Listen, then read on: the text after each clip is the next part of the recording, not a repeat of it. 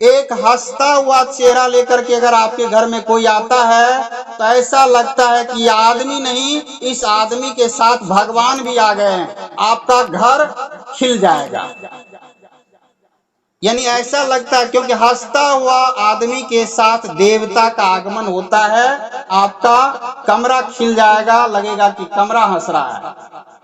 और एक रोता हुआ आदमी चले आए या एक मनुष्यत चेहरा वाले आ जाए, लगेगा कि आपके घर में मनुष्यत छा गई। मतलब कि वो जैसे आए लगेगा कि राक्षस का प्रकोप जो है फैल गया है।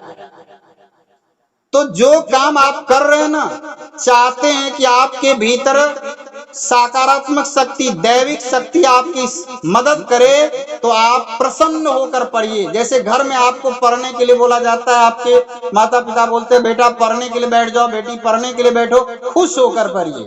और जैसे ही आप खुश होकर पढ़ेंगे, खुशी खुशी पढ़ेंगे, सरस्वती आपके समक्ष रहेगी, यानी आपके साथ रहेगी।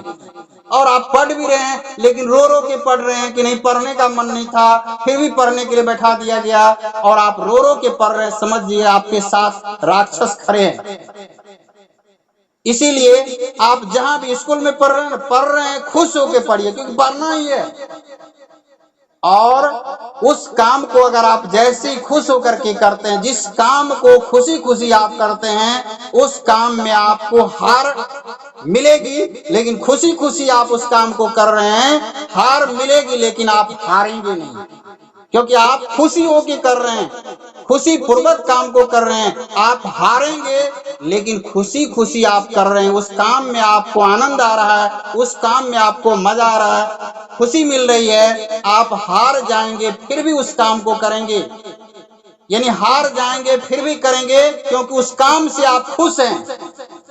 हार करके हारते वही है जो जिस काम को करते हैं उस काम से उसको प्रेम नहीं हो जाता है, उस काम से उसको मोहब्बत नहीं हो जाता है। जैसे ही आप अपनी पढ़ाई से प्रेम कर लेते हैं, आपको अपनी पढ़ाई से मोहब्बत हो जाए, तो आप पढ़ाई से बार बार हारेंगे, बार बार असफलता आपको मिलेगी, लेकिन आप निराश नहीं होंगे, क्योंकि आपको पढ़ाई में अच्छा लग रहा है, पढ़ाई से आपको प्रेम है। आप चाहे कितनों इससे हटाने की कोशिश करेंगे लेकिन आप हटेंगे नहीं। ठीक उसी प्रकार से जैसे भक्त प्रहलाद को विष्णु से प्रेम था, विष्णु से हटाने की कोशिश उसके पिता ने हजारों कोशिश की, लेकिन उसने हार करके भी हार नहीं माना, एक बार भी नहीं हारा, इतनी कोशिश की गई, क्यों नहीं हारा? क्योंकि विष्णु का नाम लेने से उसको अच्छा लगता था, विष्णु के नाम में उसे खुशी मिलती थी, विष्णु के नाम का रट लगाने से उसको आनंद मिलता था। इसीलिए इतनी प्रताड़ना के बावजूद भी उसने हार नहीं माना। तो आप जिस काम को कर रहे हैं ना, उस काम से अगर आप प्रेम कर लेते हैं, उस काम में खुश रहना सीख लेते हैं, उसमें खुशी अपने आप को खुश रखना सीख जाते हैं, महसूस कर लेते हैं, उसमें आप खुशी का अनुभव करते हैं, आप इसमें चाहे कितनों बार ही गिरेंगे लेकिन कभी निराश नहीं होंगे, कभी हार नहीं मानेंगे।